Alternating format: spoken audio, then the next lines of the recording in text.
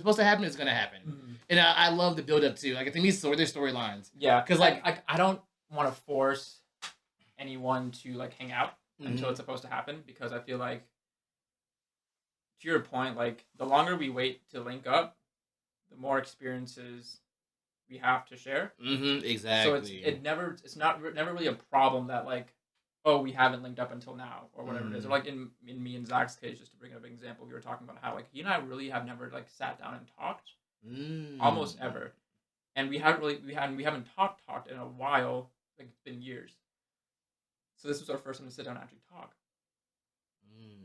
and the glaring similarities in our mindsets was astounding. And the way we thought, the way we said things, the experiences that we had, etc. It was very much a eye-opening experience, just in terms of yeah, we're like the same dude Mm-hmm. the entire time. And It'd so be like that. It really did be the like that. it was really funny because I turned on the video like I just did now, just so we could like talk and banter, and it turned into us talking for just 2 hours. Every single tangent we could go on, we went on, As you should. and then I was like, okay, I'm gonna stop the recording now.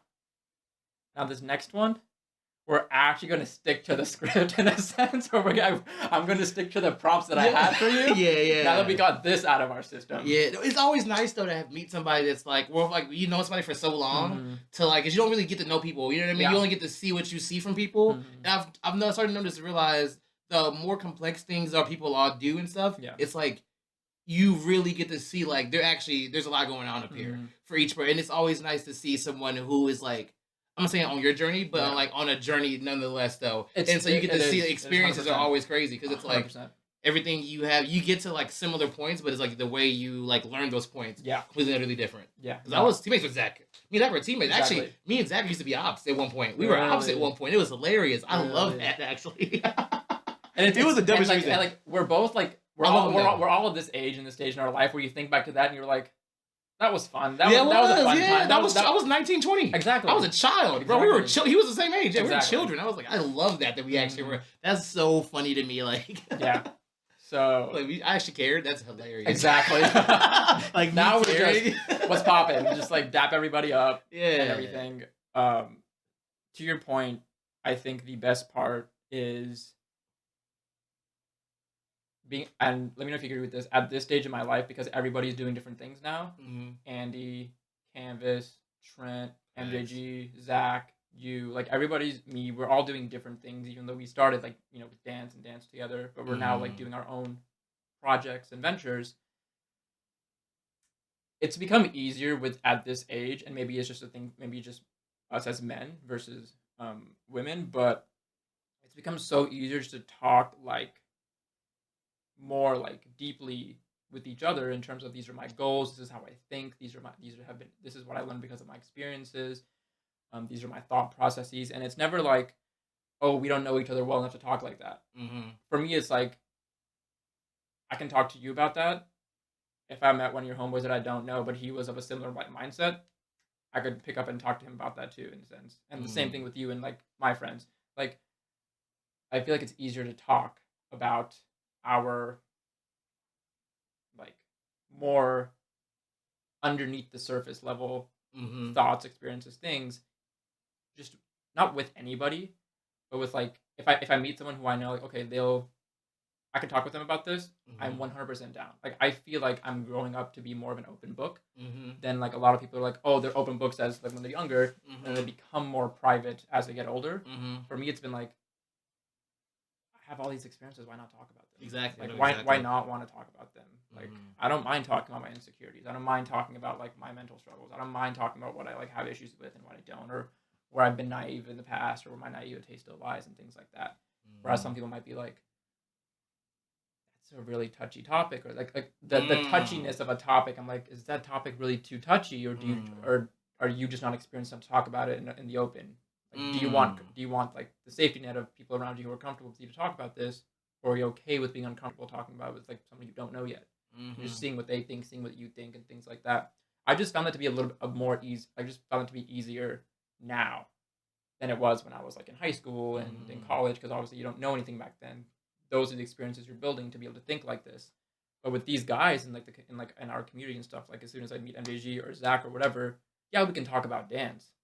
But there's this whole other section of things that we can talk about now that's like very easy to talk to them about. I feel like for us, it's all like for the entire like I'll say all like majority of the Dallas guys in Dallas, like who are like the same similar ages and like ventures and everything. I think it's easier now because it's like we did the hard part already, which is I feel like even me personally is like dealing with all like the levels of insecurities, like dealing with all those levels. So I feel like.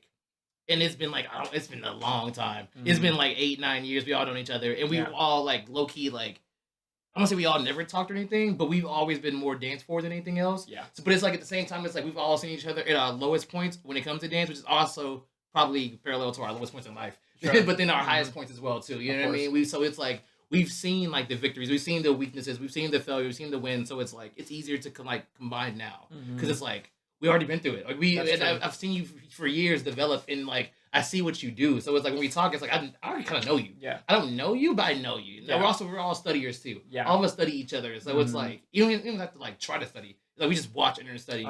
So it's like we can probably like as we learn ourselves more, we can learn this from watching people. I'd say dancing in general. We can watch. I can watch you and know what you're going through in life in that moment type shit. So it's like it's always a nice exchange. So it's like now they were older. It's like. I don't need that shit no more. We can just talk about it now. Exactly. We can just talk about it now. We don't need to like go into it. Yeah. Like I could meet you for coffee. We could just get into it. Yeah. Or like meet you on like a jam. I wouldn't talk about it at a jam. I would not talk about it at a jam. But it would be possible. Yeah, is all I'm gonna we say. can go outside. I wouldn't mind taking a walk. I wouldn't mind taking a walk. We can go outside. We can take a walk. I don't mind.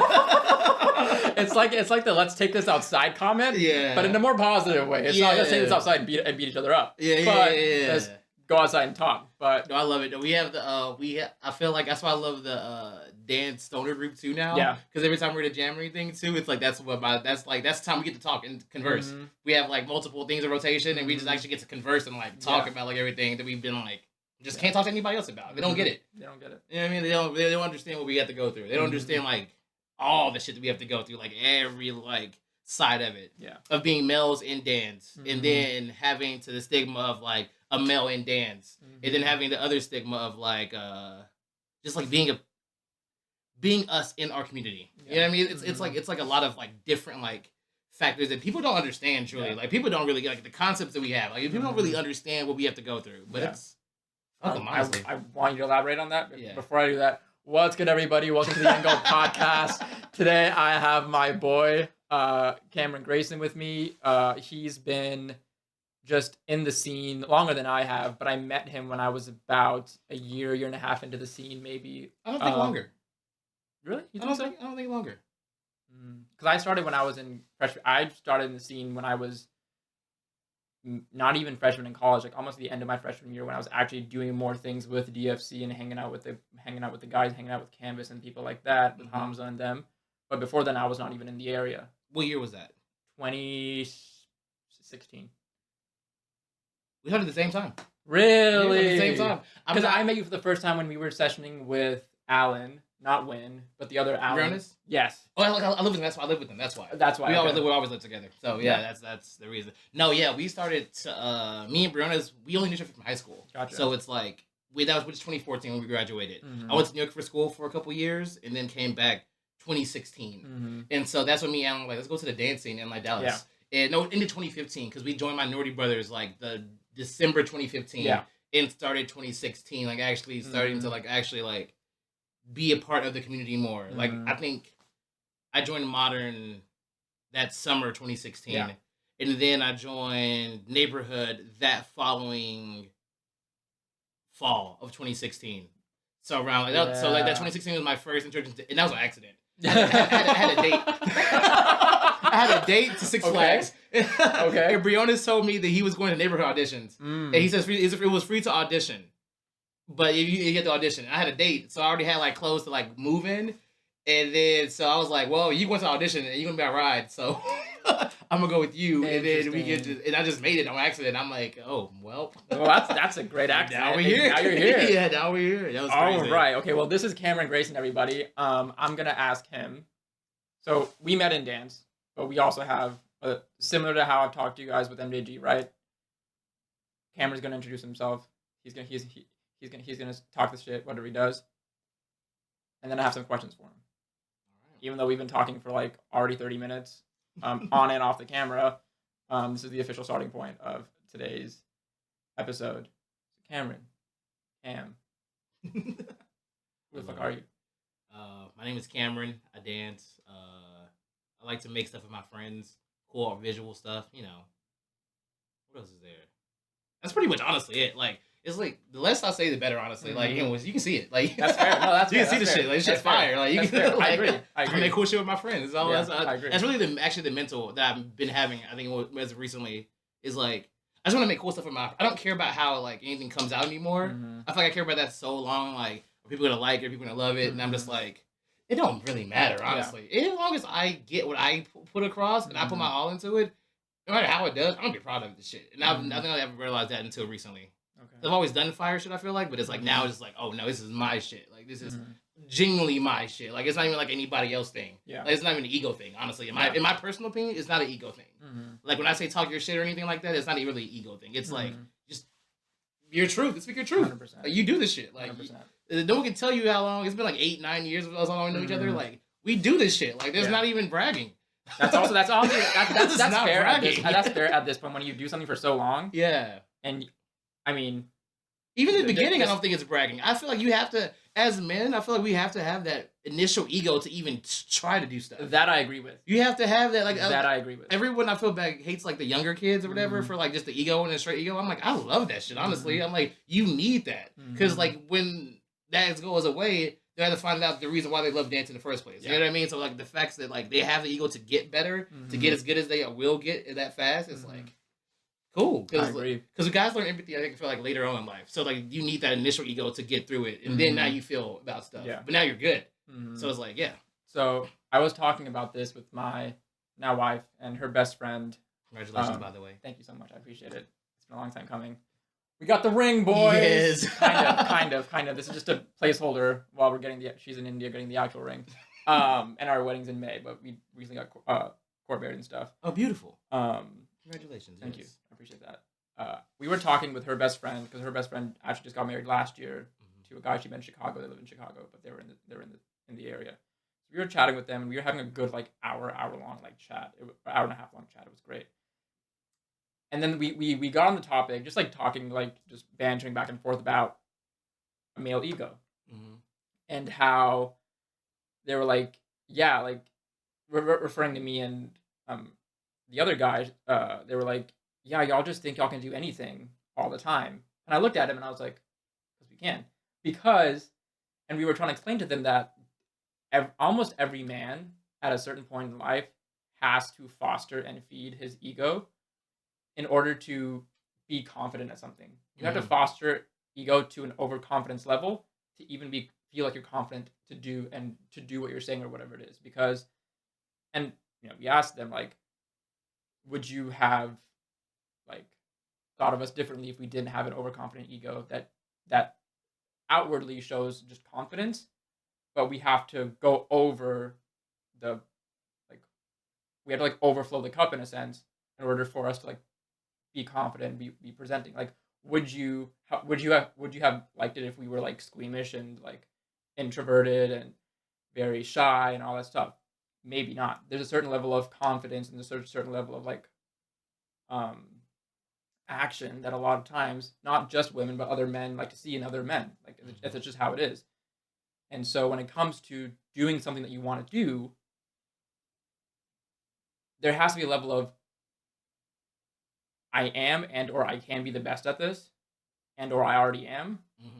And if you then carry that with you forward, there's nothing there to tell you like, or there's nothing like holding you back, because your results are only as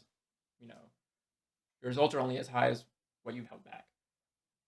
So we were talking about that, and when you were just talking about having the ego and like even at the beginning of your dance career, and that can be applied to anything else. Like even at the beginning of being a novice, you can have an ego of I'm the shit, because that is going to give you the confidence to put yourself out there, do more, be uncomfortable. Mm-hmm. Know that even if you are uncomfortable, you're still gonna get it right. You're still gonna do well, and you're gonna be proud of yourself.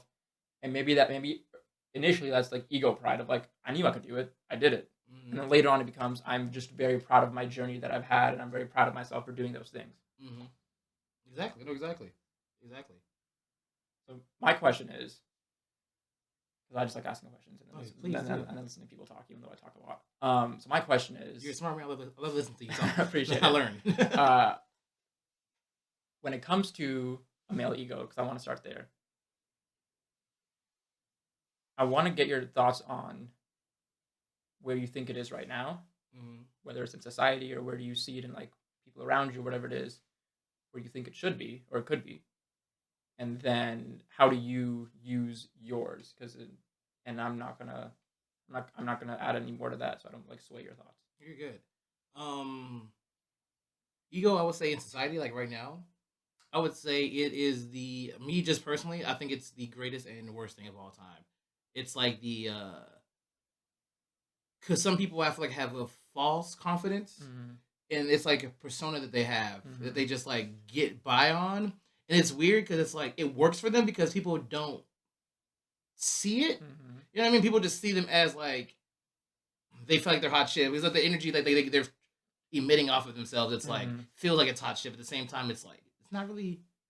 It's all fake to me. Like sometimes Mm-hmm. it's fake to me. Like if you don't like confidence is the very thing you have to earn. You know what I mean? Mm-hmm. Like it's like ego is something like you have already. You can like sift through and keep getting higher at it. But at the same time, it's like confidence you have to earn confidence, and Yeah. that's why the difference between cockiness and confidence. If you don't earn it, it's cockiness. Mm-hmm. If you earn it, it's confidence. Mm-hmm. And I feel like people a lot of times don't earn it, so Mm-hmm. it's always cockiness, and it comes off that way, which is like not the bad thing, but it's like they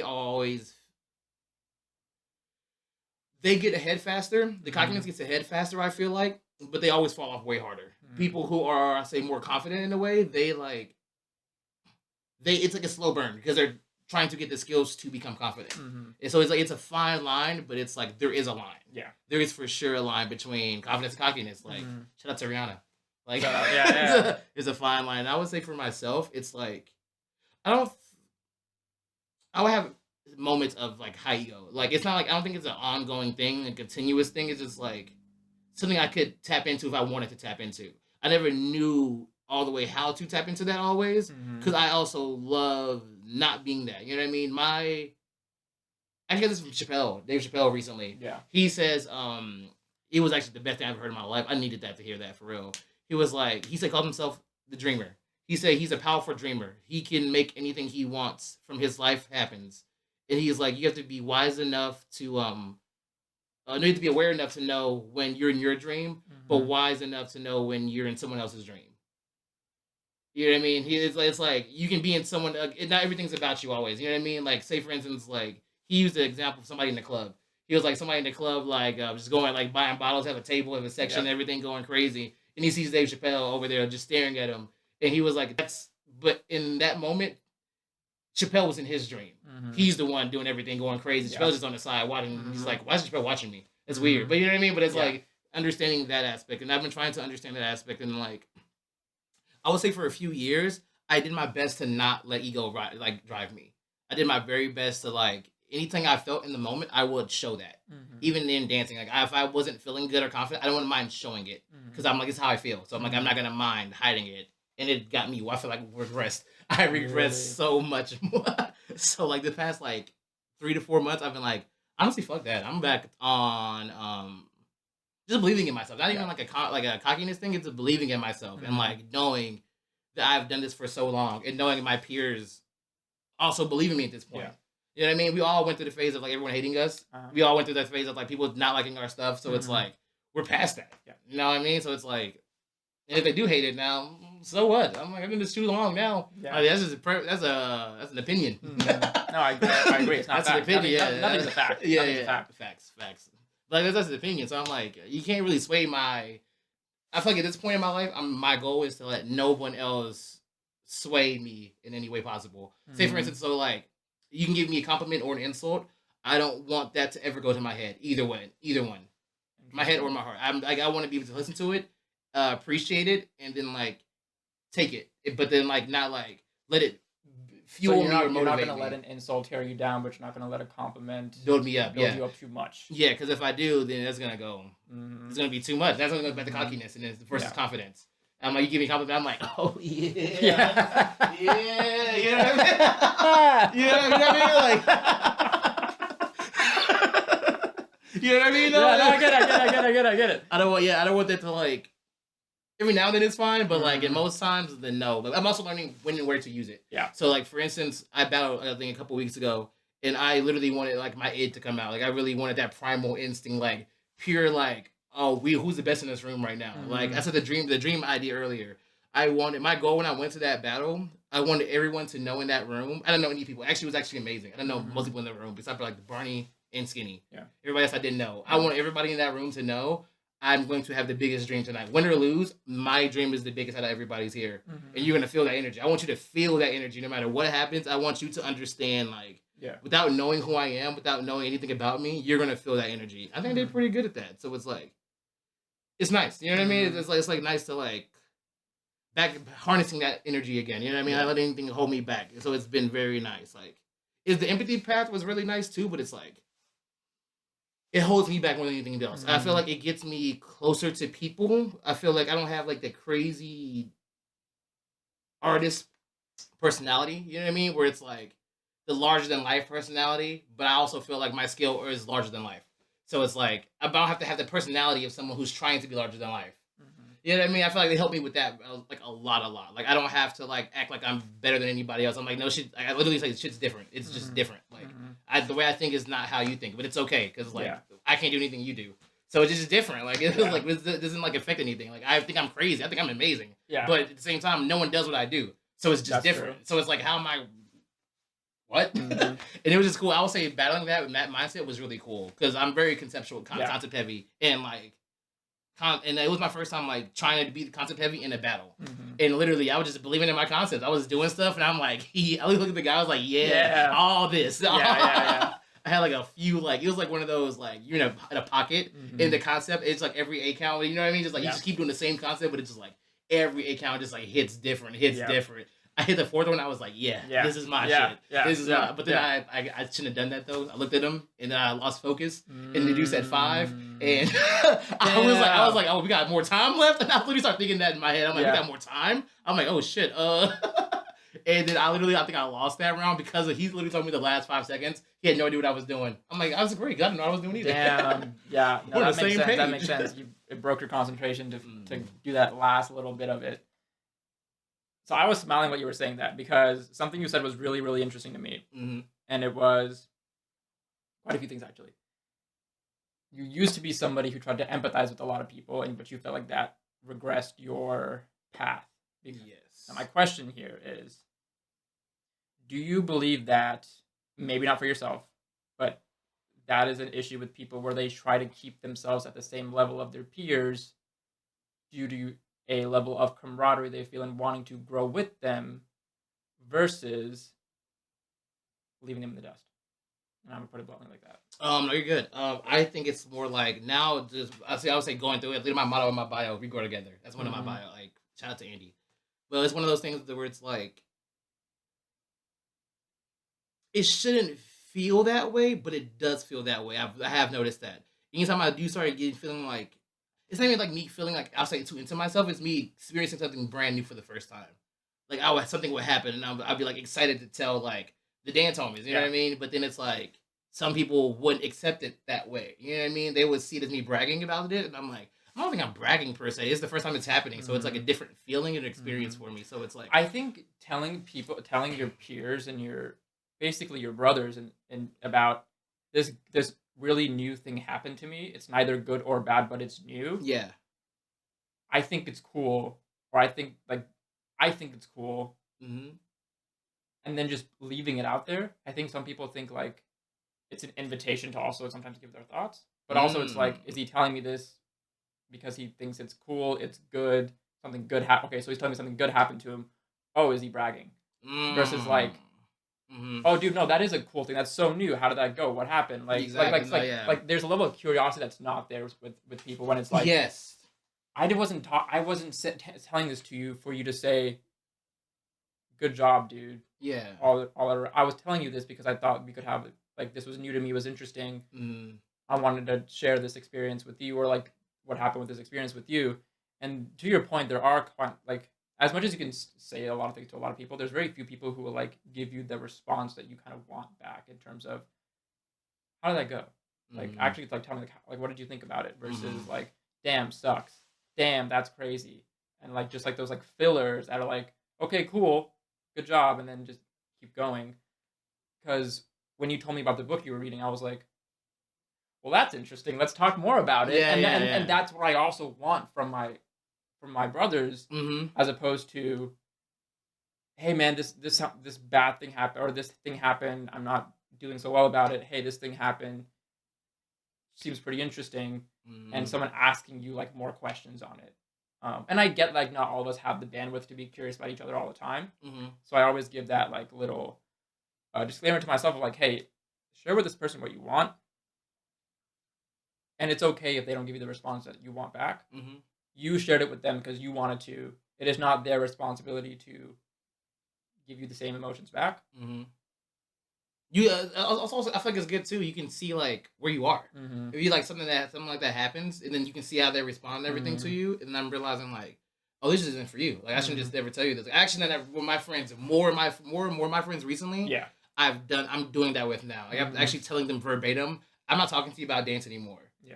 because it's like you don't see what I see. It's been I don't know how long we've been friends outside. Like we've been like friends, not really into dancing, but we're like become friends at most of my friends groups. Yeah. It's like we just happen to dance Mm-hmm. sometimes together, but we are friends outside of Yeah. that. But when I come talking to two of them about dance, they don't necessarily like see the vision ever.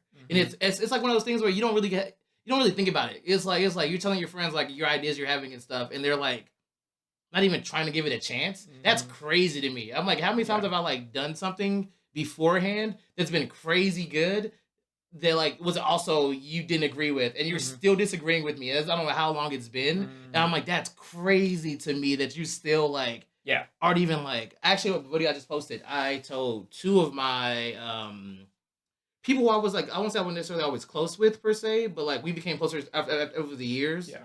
Like when and then it was in the non-dance sense. So I told them my Mm-hmm. dance ideas and Mm-hmm. they're giving me crazy faces. I'm like, that's wild. And I was like, and like I've learned too. It's like not everyone's meant to see the vision. Yeah. That's why I do appreciate the peers that we have and everything Mm-hmm. together. Is because like the peers they understand like we all have our own vision. Mm-hmm. We all have our like what we see in our head. We all Mm-hmm. have something different. Mm-hmm. You know what I mean? So Yeah. it's Yeah, like because but everybody's vision is like everybody's what they're doing is different enough to where like I can respect the fact that you have this different vision yeah because I have a different vision for yeah myself too, exactly. I'm like right? how do you even think I of want to that? be a reviewer, I want to be a creator, I want to do all these Mm-hmm. things. So that's my vision, and however I want to do it is fine. Mm-hmm.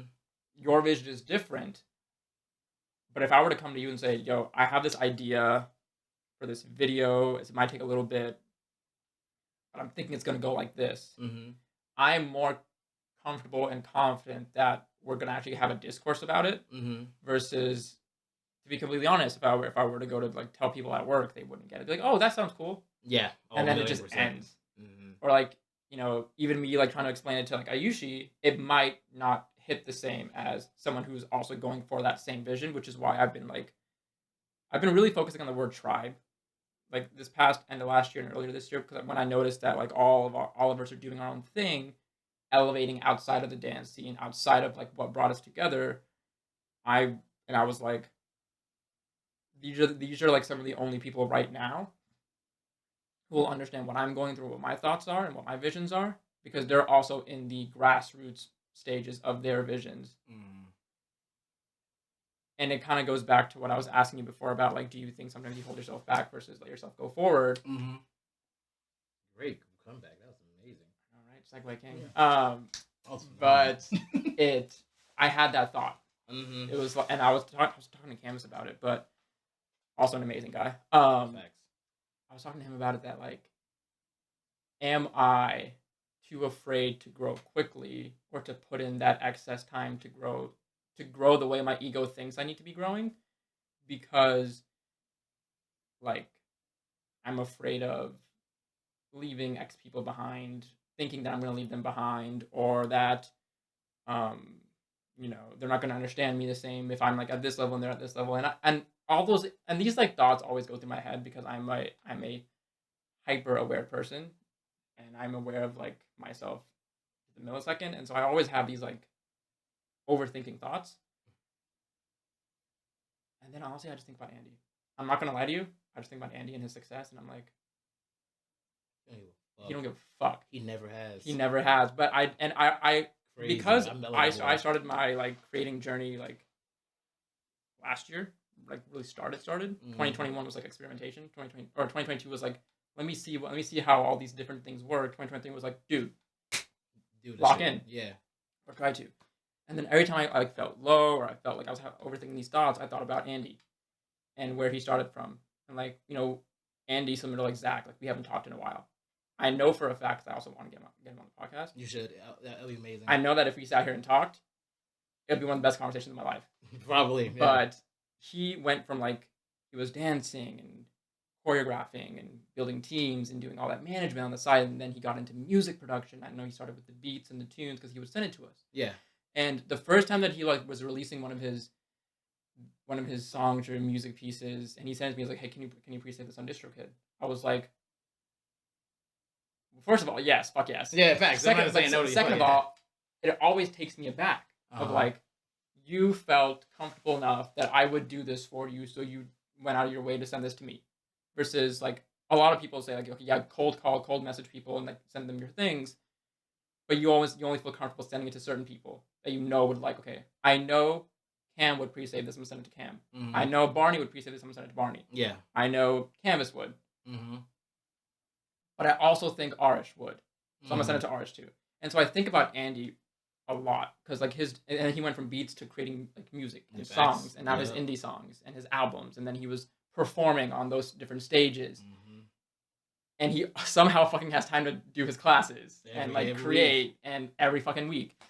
And I draw so much like solace from that of like,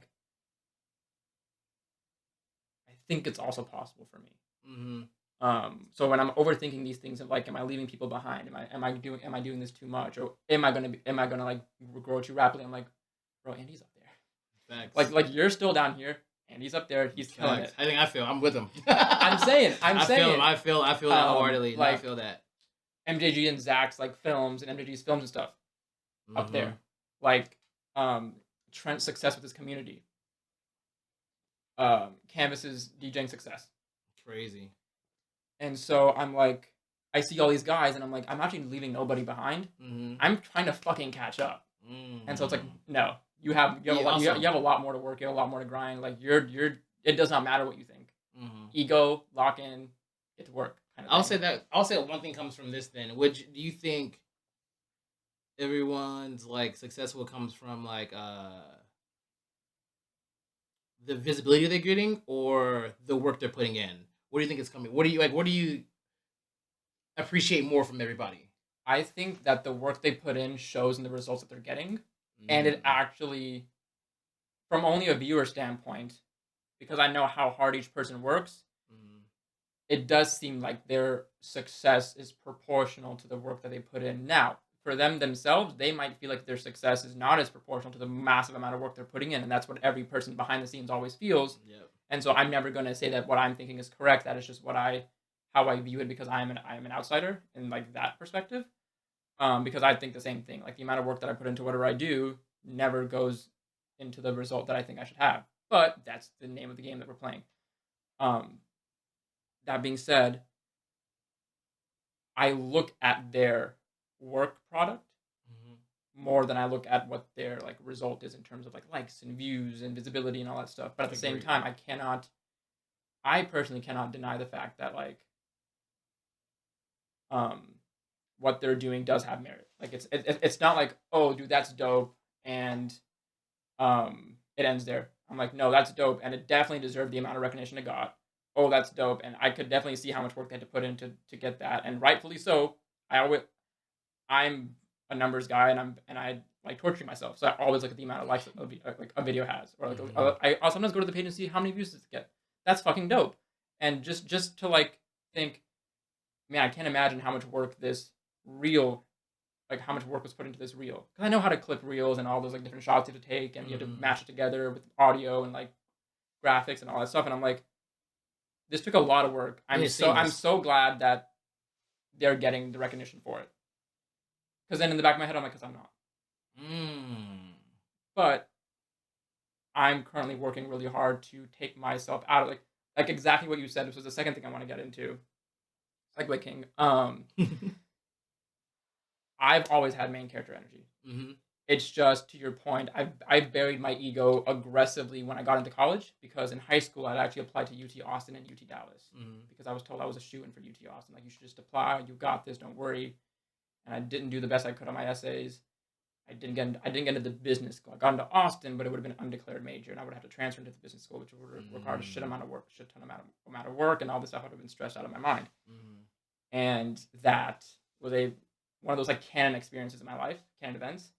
And then I ended up going to UTD, which is the biggest best thing in my life, right? Yeah. I met Ayushi, I met the guys, I'm in the scene, I'm doing all this stuff. Yeah, like, it was for a reason. And I would not have had any of this if I had not gone to UT Dallas and had gone to Austin with my sister. 2015 modern, yep.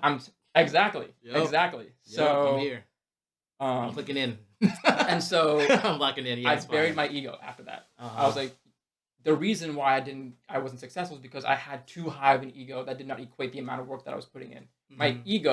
My high ego diminished the amount of work that I did. Same. I agree with that. And the quality of my work that I did. So then I buried it. But then what happened was that I was around all these like new confident people, because I was from small town Paris, Texas. I was around these new confident, thriving, energetic, charismatic, all these people. And I was like, I feel smothered. I feel buried. I feel like I'm not doing what I'm not fulfilling my potential. And somebody on the outside could say, you joined dance teams, you won awards, you got good grades, you were in these organizations, you did all these things. And I'm like, fuck all that. This is how I felt. Because like, first I was with the house, I feel like. That's what I'm saying. I know I love all these things that I have, but I could never get out of my head like, you're not doing enough, you're not enough. Like, look at all these people. Like, I don't look at my house and think you're the shit. To be honest, I look at Cam as going and traveling for DJ gigs in like Austin and these jams and stuff, and I'm like, that's fucking dope. I want to do that, but not like that. Like, I want to go travel and talk about books, or I want to be able to connect with different readers and creators online, and I want to do what Andy was doing, and he was like on a stage talking and performing and all those things. And so it's like I've always, like, I was going off on a tangent. I buried my ego, same way you did, and that led me to like things that were cool, but not the things that like fueled me. Got you. Okay. So then I fed my ego. Past 1.5 to 2 years was when I was like getting into like this journey. Also getting married. That too. But like me and I usually were together for like 7.5 years, and so like I feel like she's probably seen the most of it, because I had to be confident. I felt like I had to be confident for her. I was her first boyfriend, and she was my first serious relationship, like serious one. And I saw the entire time I was like, you cannot fuck this up. Don't fuck this up. Don't go too fast. Don't go too slow. Read the room. Read the tone. I'm really, really bad. I'm really fucking socially awkward, which nobody believes. I am to make you feel better. No. Yeah, we talked about this, but like, which nobody believes, because they think, oh, you're such a nice speaker. You're such an eloquent speaker. You're very confident. I'm like, because I fucking know you. Yeah. If I didn't know you and you put me in a networking thing, and I had to go to a random table and talk, not happening. Not happening. I would go to the bathroom and just sit there and pass time, or all these things. But like, around all this time, I had to bury my ego. Because I thought if I let the ego come back out, I'll make more mistakes, like the one that happened when I didn't go to UT Austin. Maybe I'll lose Ayushi if I fed my ego too much. Maybe I'd not make the dance teams. I wouldn't perform well at the jams or the sessions. I wouldn't do all these things. But then when I got into when I graduated, I was researching. I was living at home for a while. I was like, I have this excess money. Let's talk about finances. Let's talk about investing. Let's think about all that. Okay. I need to start playing with my money, because the only way I'm going to learn is if I do it myself. I'm not going to learn by following somebody's YouTube video. I'm just not going to do it. I need to do it myself. I need to touch the buttons. I need to see the red. I need to see what everything happened and how it works on short-term and long-term basis and stuff like that. That turned into, I really want to try creating videos, because I see all the guys doing it. And I dabbled a little bit with just creating like dance videos and then creating some like talking videos, and so I was then transitioning my page into speaking and giving people like, here are my thoughts, here are my experiences, here's what I think, all this stuff, and it was resonating a little bit, and a little bit, and a little bit, and then I was like, the only way I can do this is if I bring back out my ego to feel like I'm the shit, simply because the mental like knife that social media can give you is just out of this world. Like posting something you're so proud of making and then going to 100 people only because you see how much more it could go to with like this video. If somebody else had posted it, maybe it would have gotten 7,000.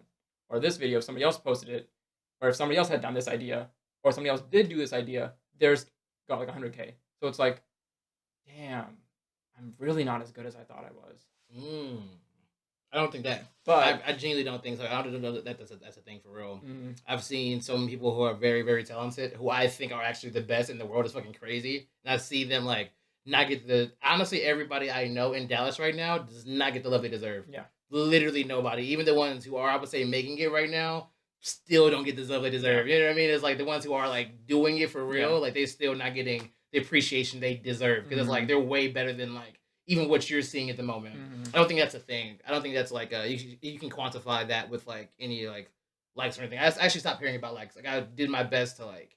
Well, I still do a little bit, but I'm mentally breaking it down to not care about it because it doesn't really mean anything. I've seen so many dancers I've met. I'm like, oh, everyone talks about them, right? I'm Yeah. like, oh, let me meet this person. I meet them. I'm like, oh, you're fire as fuck. Okay, let's link up and talk about it and stuff. And then I see like their following count. I have more than they do, and I'm like, Mhm. that's not right. Like that's Mhm. not like Yeah. that's weird to me because it's like I think you're actually insanely talented, and I don't think I'm popping at all. But it's Mhm. like I feel like you should be popping like crazy, and it's like Yeah. it's just bad. Yeah. And so And sorry, go ahead, continue. go ahead. I'll say to go back to your other point about like everybody like how I feel about like holding myself back, whatever.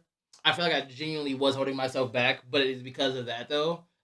Like everything happens for a reason. Mhm. Because of everything I did, like I learned myself a lot about myself a lot more by being able to like whatever like I said, whatever I'm feeling in the moment. I learned empathy. I was learning Yeah. empathy during this whole time, like learning how to feel different things, learning how certain people feeling certain things, learning how to talk to somebody who's not feeling well, who's Mhm. like they came here to dance, but they don't feel well. Mhm. So I'm like, what can I say? What can we do to make you open up to where you want to explore? Yeah. How many people I've danced with and they've cried, like they've just felt a different. Could not be me. Fuck tears. Continue. No. But it's like that kind of ideology is like where it's like people are like literally dancing their hearts out and Yeah. crying, and it's because of the environment that I learned how to foster. Mhm. Like no matter if I did have the whole like bravado ego thing, I feel like I would be a lot further right now. Mhm. But at the same time, I wouldn't have gained the relationships I've had. Yeah. I wouldn't be That cool is with true. everybody. You know what I mean? That's true. It's like it's very nice to actually talk to my friends about dance. Like this, like the ones I said they don't like see the vision. Yeah. It's nice to talk to them about it though. I can actually talk to you about it. Yeah. Because it doesn't really matter.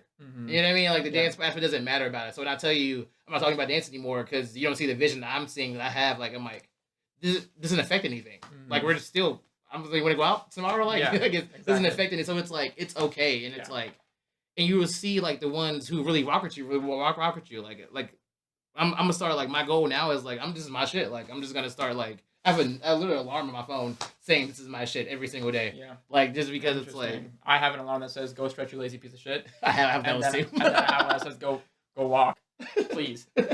So I get that. I got those too. It's hilarious.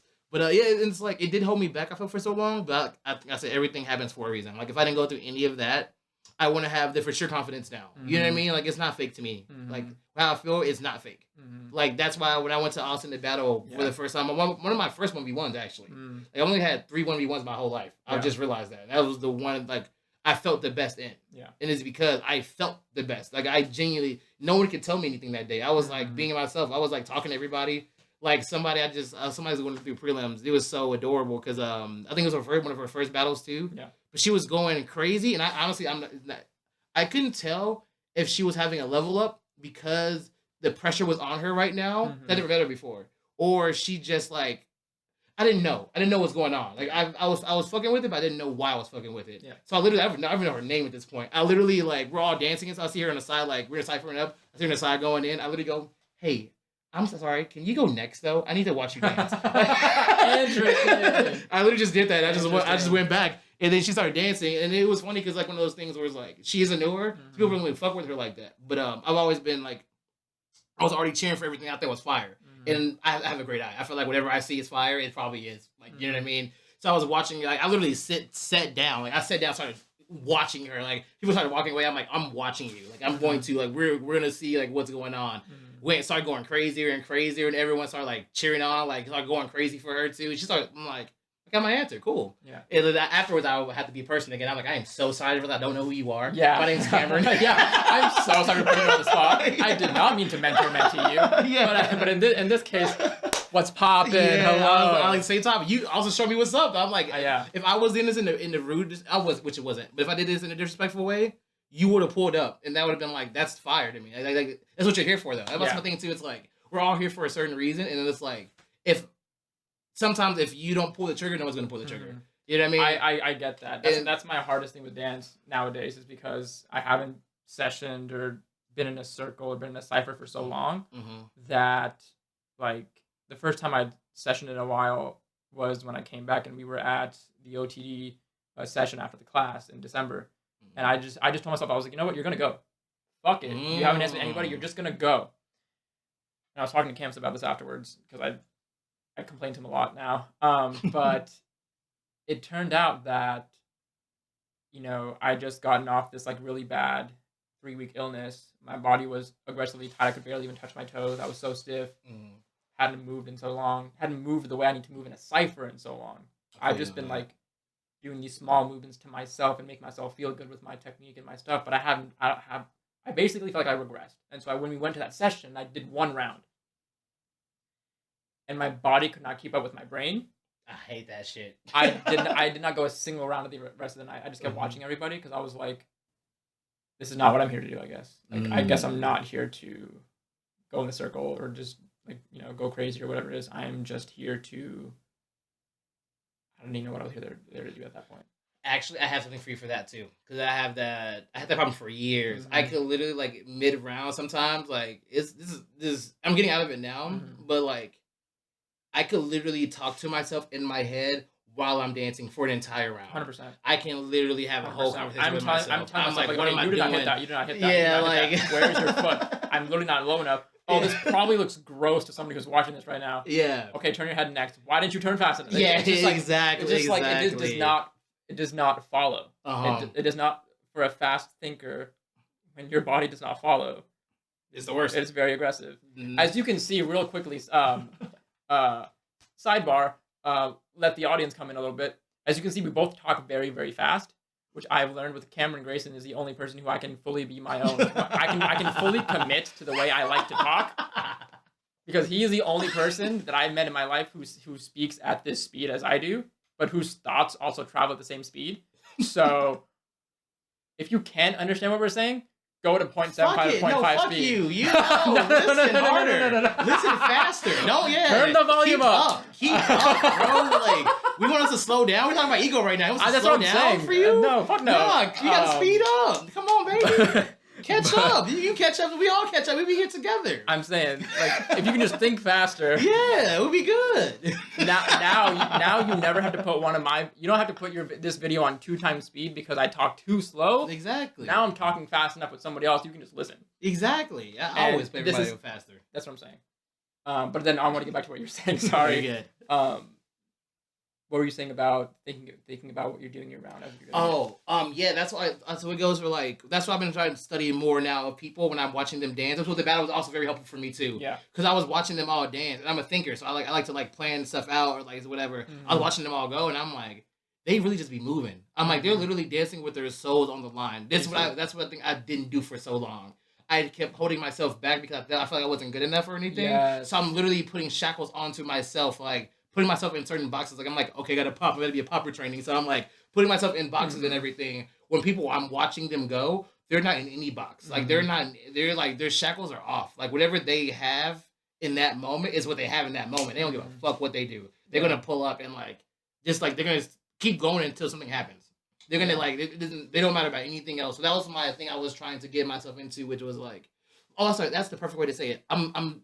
My goal is to learn myself well enough so I can put myself in some different scenarios where I can thrive in perfectly. Yeah. Like in the battle, right? So like now when I'm battling people now, my goal is to make sure that I'm actually watching Blue Lock recently, and that kind of mentality of like I want that. All 9 volumes behind you, by the way. Yeah, fire! I love that, but I want that energy with somebody else. I want to fight a competitor. When we're battling, we're competitors in this moment.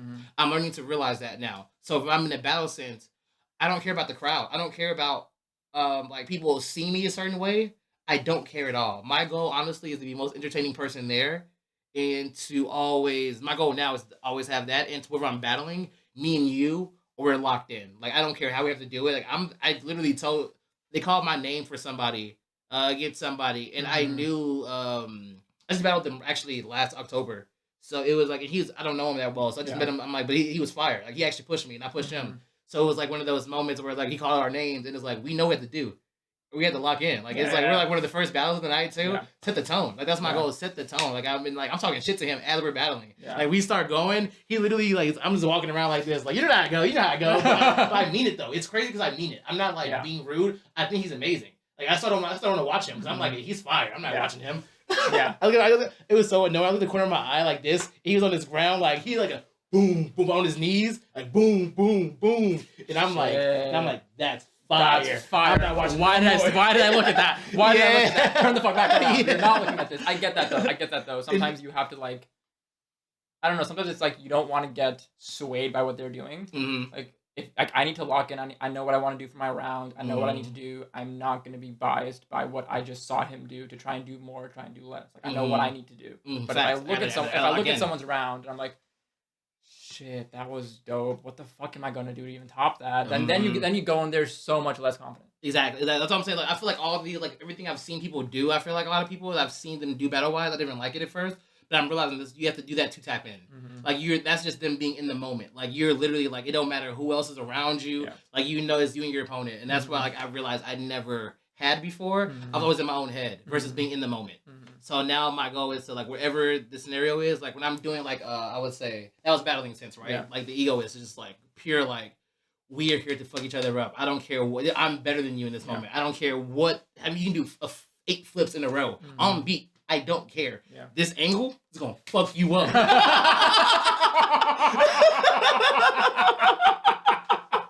And that's literally how I thought in my head. This angle is gonna fuck you up. Cam Grayson 2024. You heard it here for.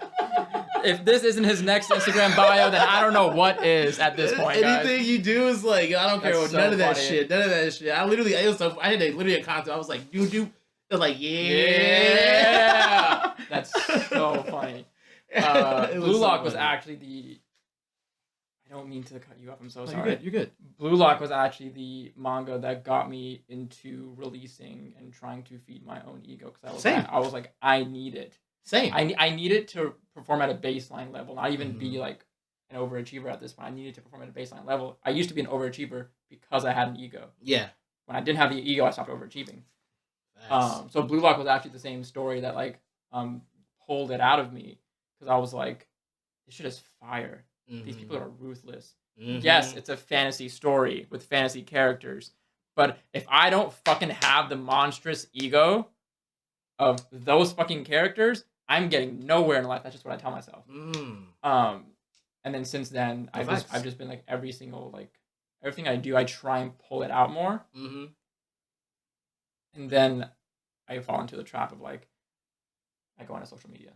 I look how the result happened of like something I put out, and then I'm like, oh damn, maybe you do suck because that didn't go anywhere. But then at the same time, there's a flip side of that. You cannot believe an algorithm. You 100% cannot believe the algorithm because I'll go meet somebody in person. One of my great good friends from college, Heidi, also into reading, she was one of my first supporters of my book account. So when I stopped posting book stuff and then I was posting more like lifestyle stuff, those reels, she was like, "Oh, where's your book stuff? I missed it. I liked it." I brought the book stuff back. And then my buddy, when I made this podcast, made a new page for it. He was like, "Shouldn't you put your like life advice stuff on your main one?" I thought I rock with that a lot. I was like, "I'm glad you rock with it. I'm just putting that on the side here because it's the side stuff I want to talk about." And so like I see people in person, I hear things in person of like, oh, this person looked like, oh, hey, I've been watching your stuff. I like what you talk about. I like the stuff, like the stuff that you put up. Even though like they're one of the 250 people like the video reaches, and it's like, damn, that means I actually touched somebody, somebody's eyes and somebody's brain and somebody's heart with this. Even though it could seem like you only touched 250 like accounts. Like sometimes you're like, oh, 250 is like not enough, or like it's too small. And so then that fuels my ego again of like, no, these people think you're the shit. You got to think you're the shit. And so everything you put out has to be with I'm the shit energy. And then that cycle just like repeats and repeats and repeats. And like 2 nights ago, I was on TikTok because I was like, I hate scrolling. I absolutely hate scrolling Book Talk and Bookstagram because I see people making book videos, which is what I'm trying to do and what I'm doing, do it better or get more like views and results and stuff and like engagement and stuff. And I'm like, damn, I suck. So I try not. I literally try not to scroll. I basically do what a lot of us do, which is like I make something, I put it out, I go off the app. Maybe I talk with like homies on the side, but I get off the app and I don't scroll. I don't want to look at how it did. And then I saw a video of a dude who had like tens of thousands and hundred thousands of views, and so I went on his account. I was like, I haven't seen this dude yet on Book Talk, and I've seen a good amount of people. So is he new? I scroll down his account. He is fresh. So I go to his like one of his first videos. He's like, my first video that I posted on Book Talk got like 100,000 plus views, and then it just kept going with like tons and thousands of views, and I'm very happy like with the engagement and all this stuff. And I was like, don't. And I closed the app after that because I was like, if you stay on this app, you're going to spiral again. Because and I actually like I made a actually wrote my I put my thoughts down because I was like I need my thoughts about this somewhere, and I shouldn't post this, but I said one day I'll go on Book Talk, watch the rapid growth of a new creator, applaud them, and not feel shitty about myself. But until then, I'll continue to applaud them to encourage.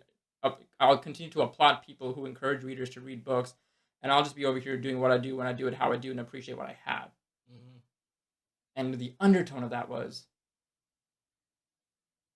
my ego was hit every single time. The reason why I love talking to you, there's a reason why I'm talking about all this stuff, by the way. I'm not just like having Cameron here as my personal therapist, okay? So I do best. But the reason why I enjoy talking to you is because you're in this space, or you put yourself in this mental, physical, environmental space where things don't hit you like that.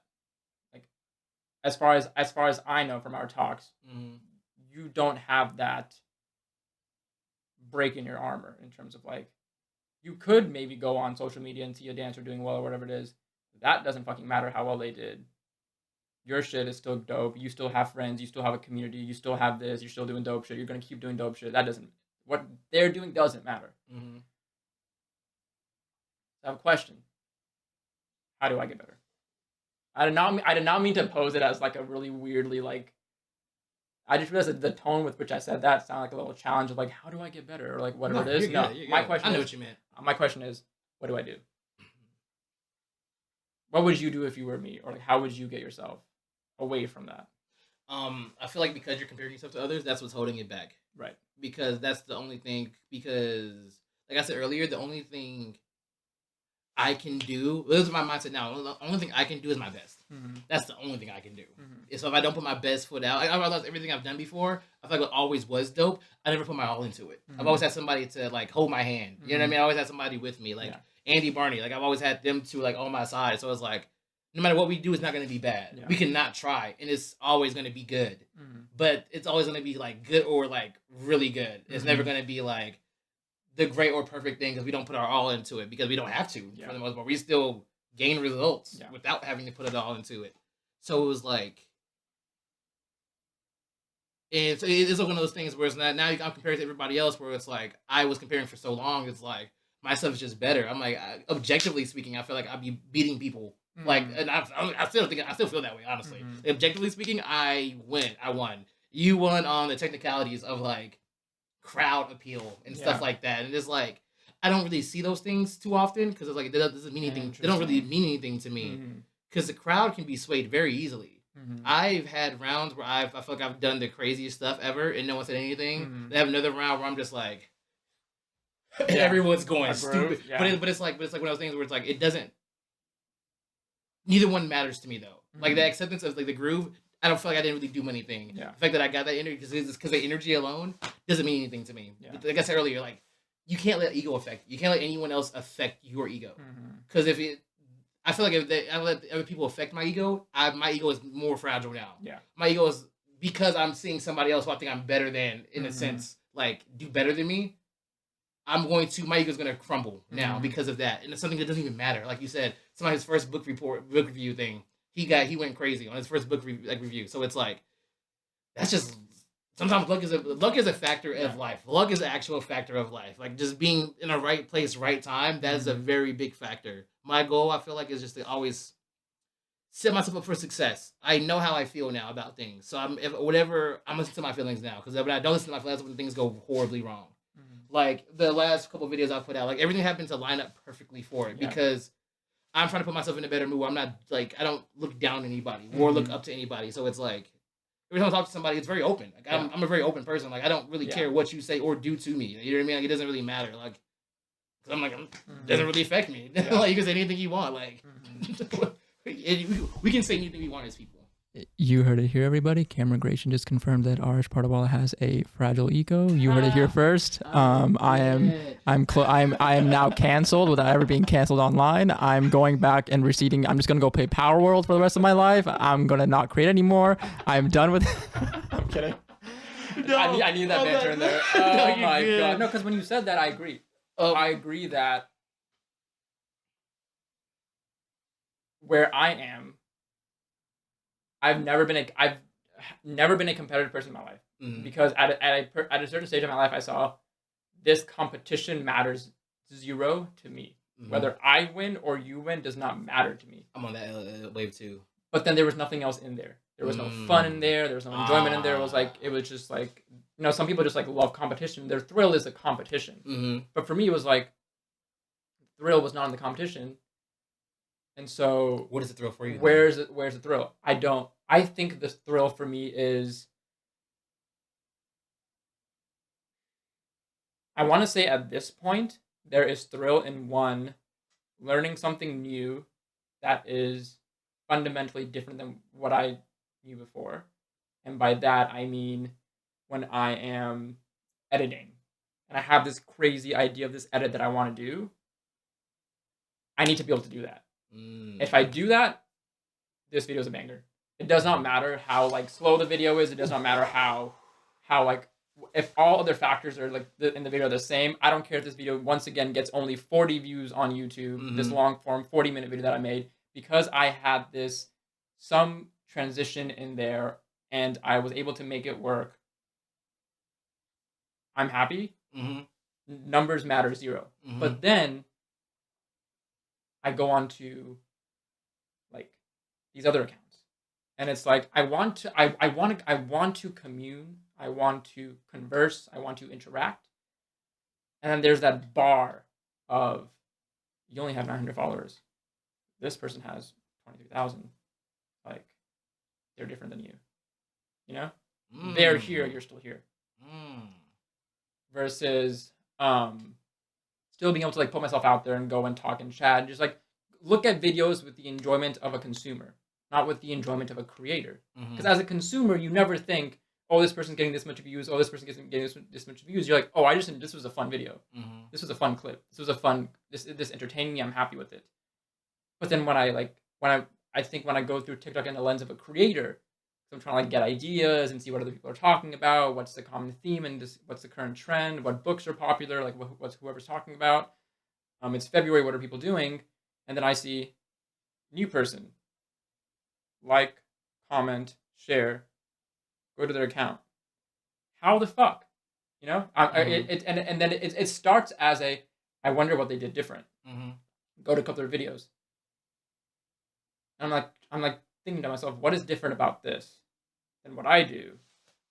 How can I like... And I try and start it constructively. That's the same thing I would do as a dancer. As you should. Why do they win? Let me go look at the round, see what's up, all that stuff. And then when you pull it back and then you think,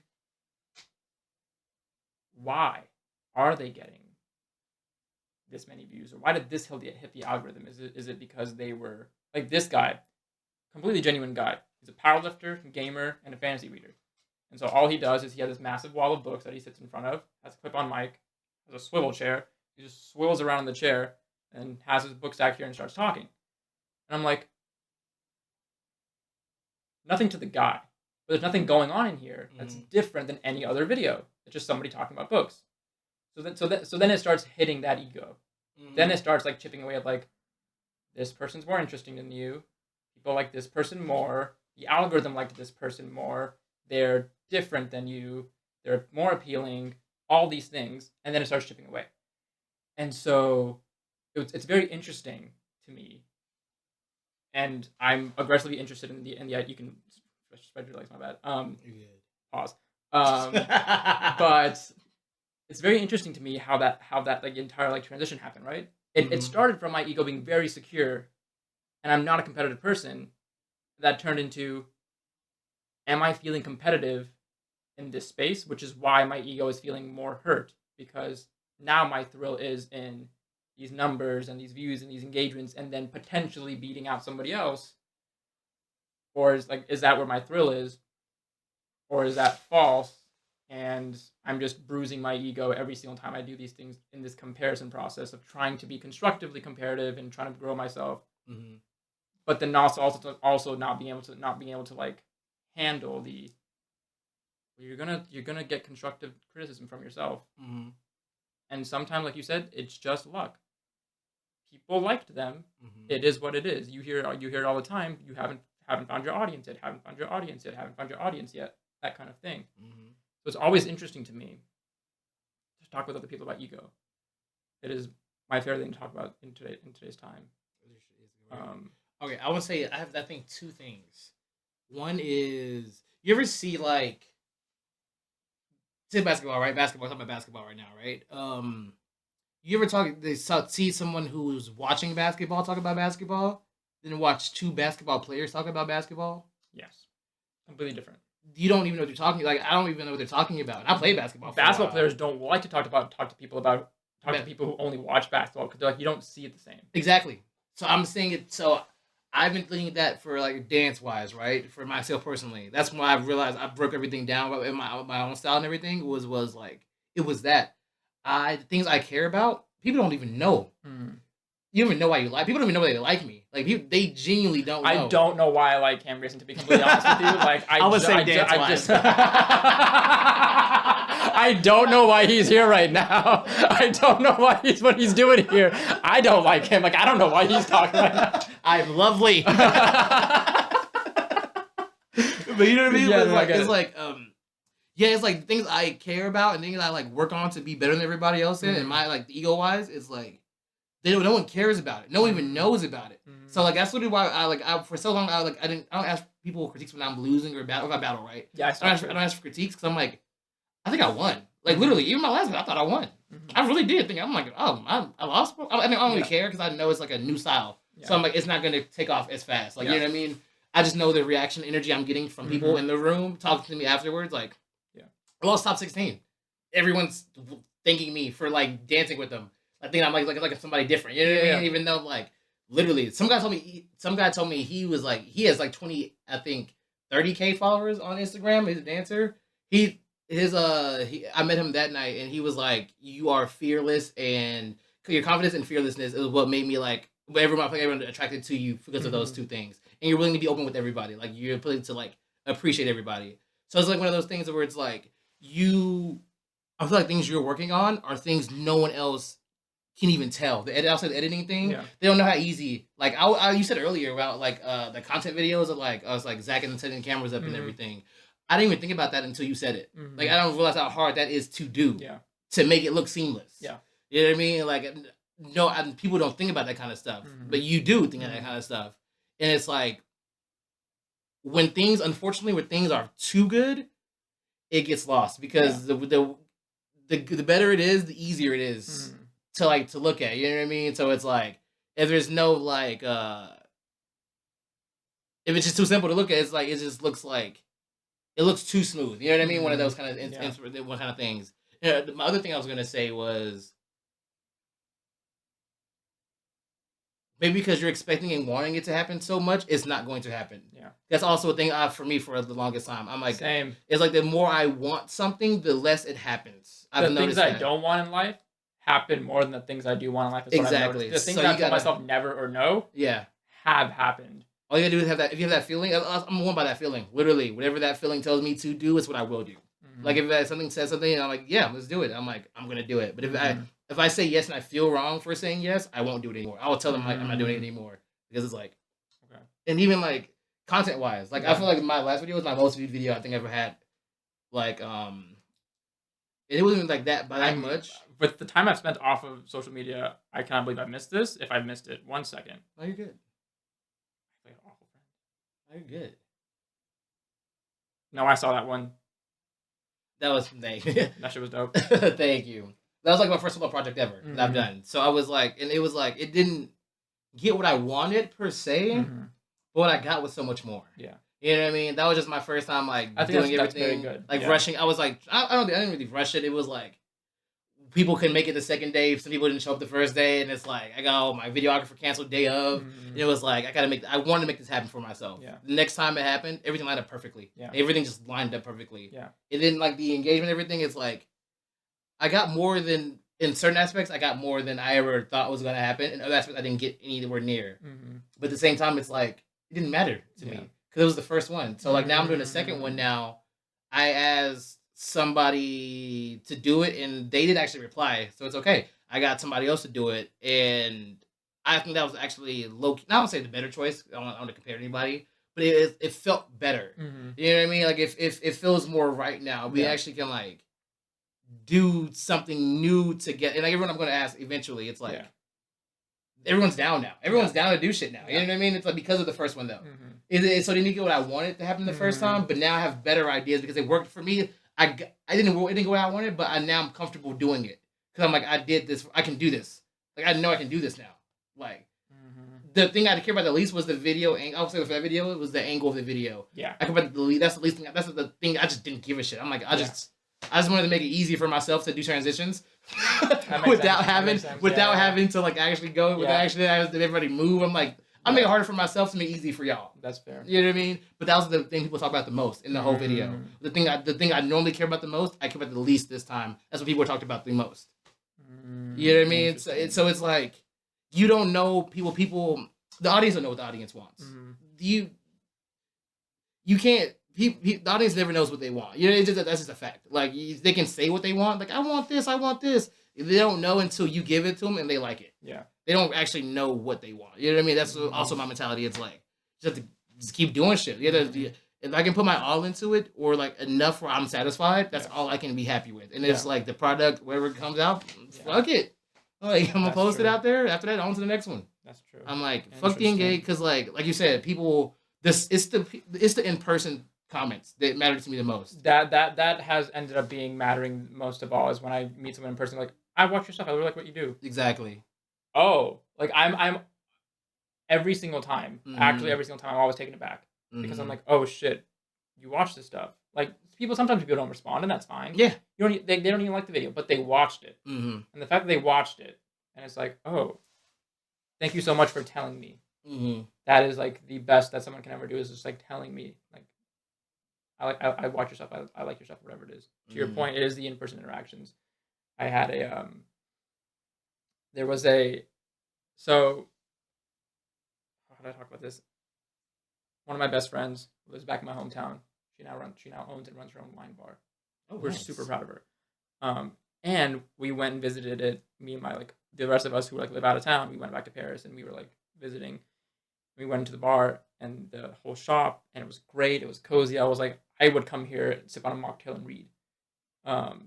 Almost every day. Like this would be perfect to read. She's like, we actually have people come here and read. So, fast forward. This was end of December. Fast forward into January. She texted me. She said, "You're not going to believe this. One of the regulars that comes to my place to read, I just was talking with her, so I showed her your account, and she's like, "Oh yeah, I like that guy. I've taken one of his book recs, and I like the book." And I was like, You never know. When she said that, I was starting to cry. You I never don't know. cry, but my eyes did. I did not. I did not cry. Let the record show. I did not cry. But my eyes did well up. Let the record show I am a crier. He does watch The Notebook. I don't mind crying. If you see tears come down, it's on okay. command. You just see a tear just falling down his face right there. I love that. But it is the in-person stuff, and I always have to remind myself, like, no matter how fragile my ego can be at times, Which is also very human, though. very human thing. It is. We're all humans. It's We're all very doing our important best. to understand. Like you're touching people. Mm-hmm. Like, focus on the people, not the accounts. Mm-hmm. Don't focus on the automation. Like, don't Mhm. focus on the machinery. Focus on the people. Like, this video went to 100 people. That is maybe an entire, like, half an auditorium or like half a gym, in a sense. Like, this went to like 14 people. That's a classroom. This Mhm. went to like 250 people.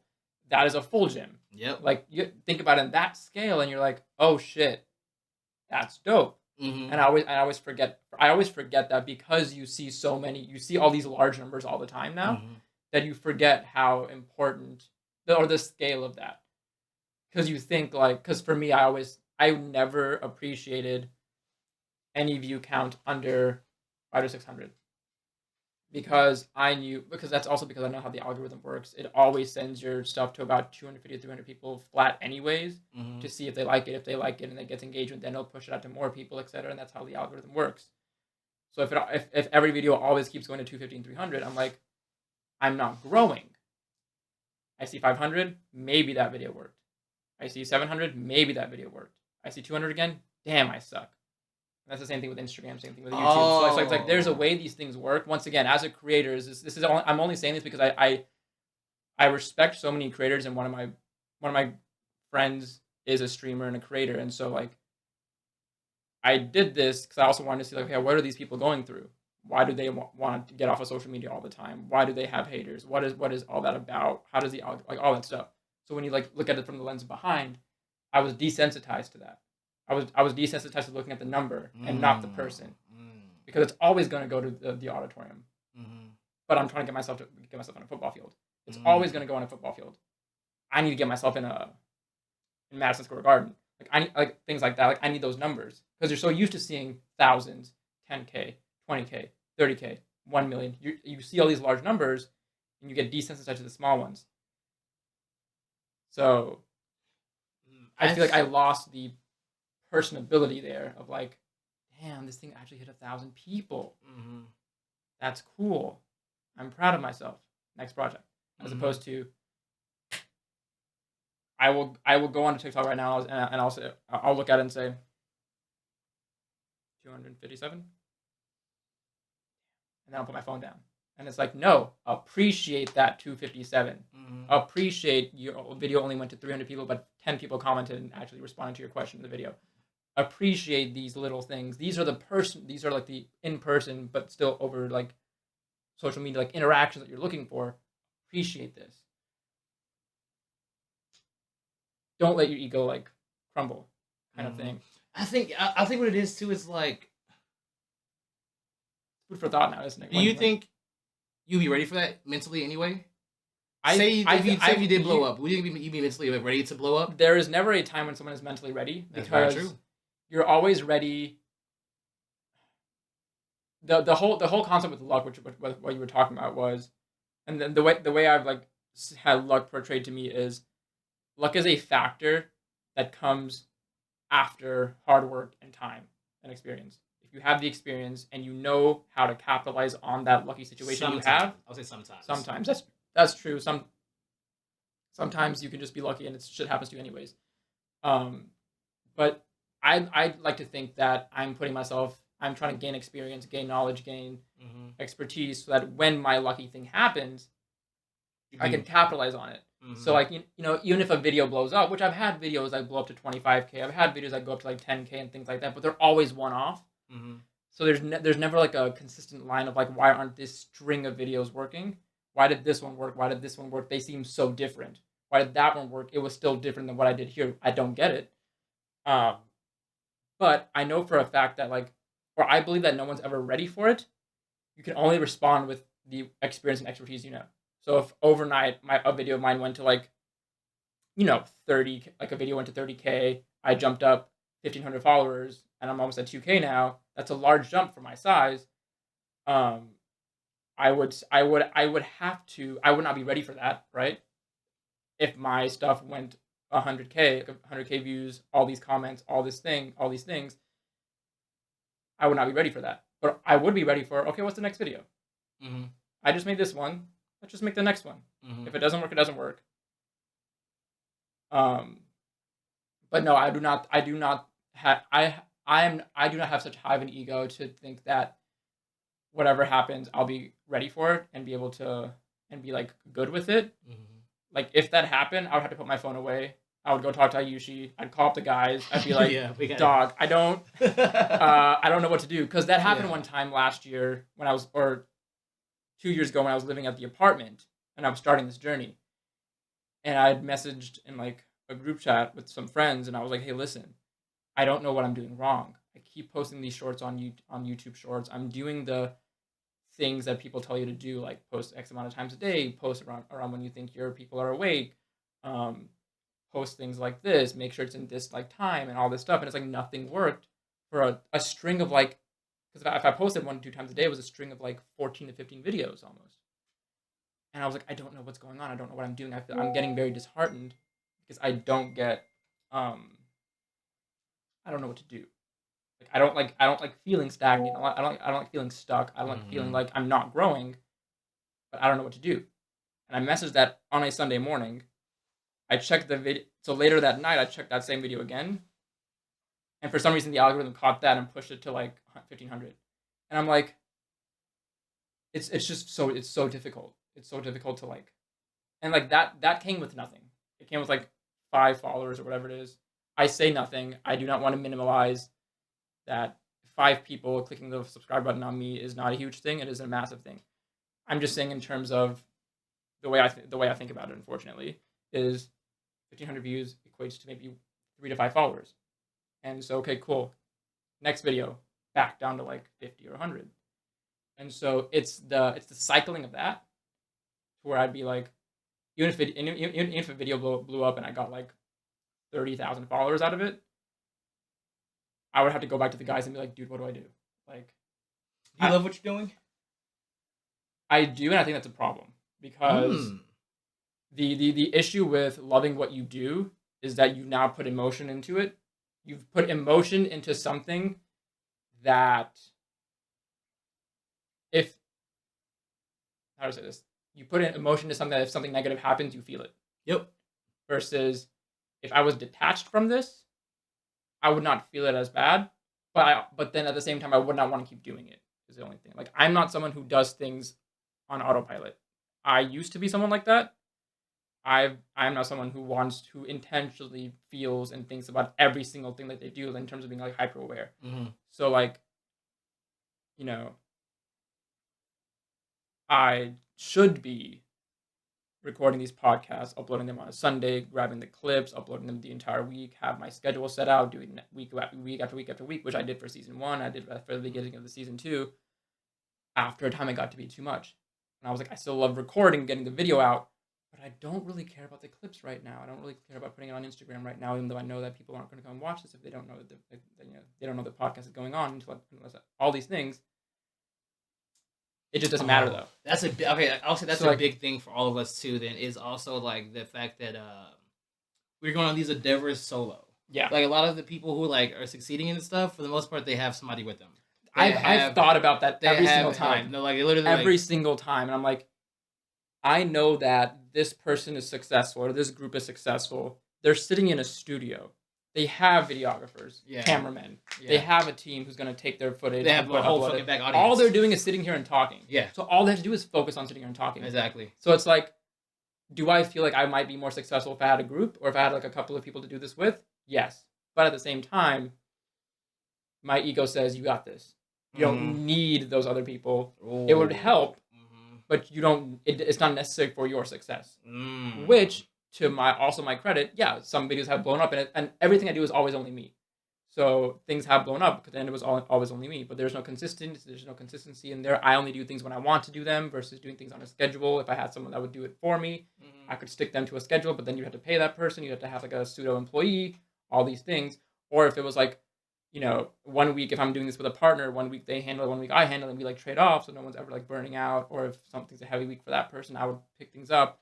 I've thought about that so much of like, man, I have a vision for my book review videos where on my channel, I want it to be a combination of, well, and this would not work on YouTube because algorithm bullshit. Like I would want to be able to sit here and just talk, me to camera, mic, and just talk about books almost like a podcast, just like sit and talk, stream of thought. And then I also want to be able to give somebody a highly edited, entertaining, engaging video about a book that explains the book to them without spoiling it, but also entertaining enough to maybe say, hey, maybe I want to go read that. But that has to be a highly edited, entertaining video, like the ones you see online, that you see from these higher creators who have an editor, who have someone who does this for them. And that's my vision, is like, there's this thing I started doing on my channel when I first started. It was called an archive review because my channel's name is Intro Archives. Like this is a review that I'm archiving in my files on my channel. Of like this is fire. Almost that's the like name. End all be all. Like this is what I think about this. Nothing to add. Well, and there's always going to be something to add because like, you can't say everything you think about something all the time. Facts. That would be a 2-hour long video. So, but I was like, these archive reviews are like a big thing to me. And I haven't posted one in almost half a year, if not more, because I was like, anytime I put one out, it's not going to be the one I want. And I've had multiple ideas of how to make it, and some would work well if I would just sat down and did it. It would require like a full 1 to 2 days worth of like videography to do the different shots and different scenes and then scripting and then all this stuff. It would have to be a very involved process. I cannot just come in here, sit and talk about books and things like that. It would have to be a production type of thing. I'm not used to that. I don't know how I would feel about doing that, and I would feel really bad if I messed that up. To your point when you were talking about your this video right here, like it was your first one. This was your proof of concept to show everybody else I'm capable of something like this, but better. What you're seeing is simply the first one. Actually, that's crazy. I think the opposite. I think all everyone sees like that's what's crazy. I think I'm the only one who thinks that way. I'm the only one who thinks like this is light. Like because when I first making that was the best thing I've done in my life. Yeah. But now in my head I'm like that's light. Exactly. That's easy. That was easy. Exactly. So I would say I always think about like I would say my thing is why I'm really like confident in shit too right now is solely because I feel like I have people. Like today I had the idea for video number 2 last week, and my goal was to get the person done by yesterday. The pro I want to be the main person in the video was done by yesterday. Yeah. I wanted to get the mix to that person that same day as well, get the videographer for that day too. Yeah. Like I feel like everything I've done with everything beforehand is getting me to the position I'm in right now to be able to do everything I want to do. You know what I mean? Yeah. Everything I fostered in relationship wise. Like for instance, right? Like you just had Zach on, right? Yeah. Talk to Zach about maybe like one video, like try out y'all like work out a price, whatever, maybe for one video, because he does do this shit. He does do that shit, yeah. And like I feel like he would rather make it for. I'm not sure he would rather, but like he can do it for himself. He can do it for you. You know what I mean? And his is very intricate with how he does it, and now he has your work. You know what I mean? Your like method of doing stuff. Like it takes a village. That's what I agree. That's the thing I needed to understand the most is like. I can only do so much on my own. But what I can do on my own is fucking crazy. Like, what I can do is insane. Like, I don't know how I do it. I really don't. Thank God. I don't. Like, it's not me. Like, it's not me doing it. It's whoever, like, puts this stuff in my head. But I can only do so much at that point. Like, the video number 2, I really couldn't choreograph to it. I can't choreograph to that kind of song. Like, in the X, which I want, the energy I want to come from it, I can see the energy. I can feel the energy. I can't make the energy. So I'm getting people... I'm asking people around me the people who I feel like can make the energy. You know what I mean? So like I'm getting her to be the main character, and she's going to now make the energy. Because my thing is too, I'm not like, that's what I realized too. Like I'm not like the type of ego where it's like I feel like I do what I do. I don't need you. I don't need to do everything because I know what I'm doing. You know what I mean? I have the whole vision in my fucking head. I have like the whole house. The scene's going to be carried through. Like the videographer. he doesn't really have like he doesn't have to do a lot of editing, obviously, but like when it comes to like the hard part of like the day of energy, I know I'm good. I can make that myself. I know I can trace what I want from you. You know what I mean? If I don't, you don't need to be there for the video when we're practicing. Because I'm going to get the exact shots that I want, everything from my like the video when he comes for the video, that was done. Like I literally had all the video shots done. Like he literally had to come in. I told him like I already know the counts and everything for it. I'll do the hard part for myself. Like I don't mind like telling him like I'm giving literally counts. I'm like when you have after you hit this count, I want you to walk on this count to get here to this by this count. This count get here by this count. I'm giving you the choreography as the videographer for you to like but I do that for everybody though. I know if I'm gonna be like the conductor of the whole situation, the director of the whole situation. I mean the director of the whole situation. I'm going to put everybody in positions to like succeed so they and put them in places they are going to succeed in. You know what I mean? I'm having her here because this is what she does best. I personally feel like she does best in this moment. So it's like I'm gonna have her do it. Andy helped me with the mix. That's my boy. You know what I mean? Like nobody would pay, but like you know what I mean? It's like the community that we've gained. We can ask people for help. Like it's like we all want to do this, and we're all like visionaries. So it's like how I see it personally is like if you like say something like Andy, right? He will ask for help whenever he needs it. He will ask. Like he does not mind. Yeah. I've gone to so many of his video shoots where I've done nothing.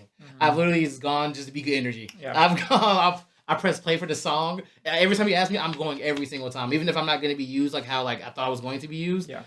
The energy is still there. You know what I mean? Yeah. Like I'm still pressing play. Like because of that though, like That's interesting. I met everybody who I'm going to ask for the video from Andy's videos that I've gone to, just because I was just in the room and they now know who my face. Yeah. They know who I am. They think I'm cool. They think I'm chill. They see what stuff I put out now. Yeah. Because of that, now I can ask them. That's how I met the main girl who's doing the video. I met her one time in Andy's shoot. I didn't even talk to her. Like I don't even know her. Like why would I talk to her? You know what I mean? I just followed each other on Instagram the next day, and then like a month later, I'm like, I need somebody for this video. She kind of fits the vibe perfectly. Yeah. I was like, I don't want to ask her, and I was like, why Why not? not? Yeah, Why not? why the fuck Yeah. not? Like why? What she can say is no.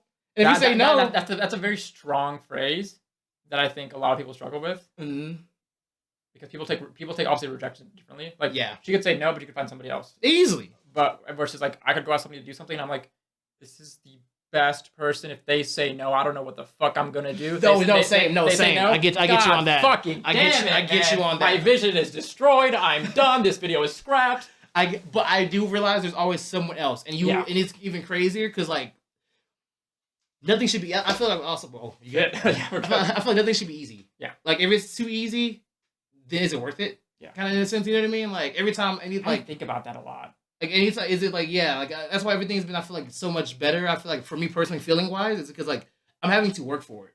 Like if it's the first person I asked, ignore it, and I was that fueled me. Honestly, it's crazy because I was normally old me like a year ago would have dropped the whole video. That's why I have a whole fucking notes of things of things I just never did it because I have that. Oh man, they said no, you want to do it. Oh well, I'm not gonna do it anymore. Now I'm like, well, you said no. Well, guess what? Oh, I haven't think about this person. I can figure shit out. You know, that's what I've always been good at, figuring everything out. So like if I can figure it out, it's always gonna work. I feel like no matter what's gonna happen, it's always going to work. I'm just hopeful that my team that I'm working with in the moment is the right team. And if that's the right team, at the same time, fuck it. I'm gonna make it work. We're gonna get this shit done regardless. Because like be a planner in the planning stages. I was saying earlier. I was saying like when I'm in battle mode, I'm in my battle, my id's coming out. I'm in the battle mode.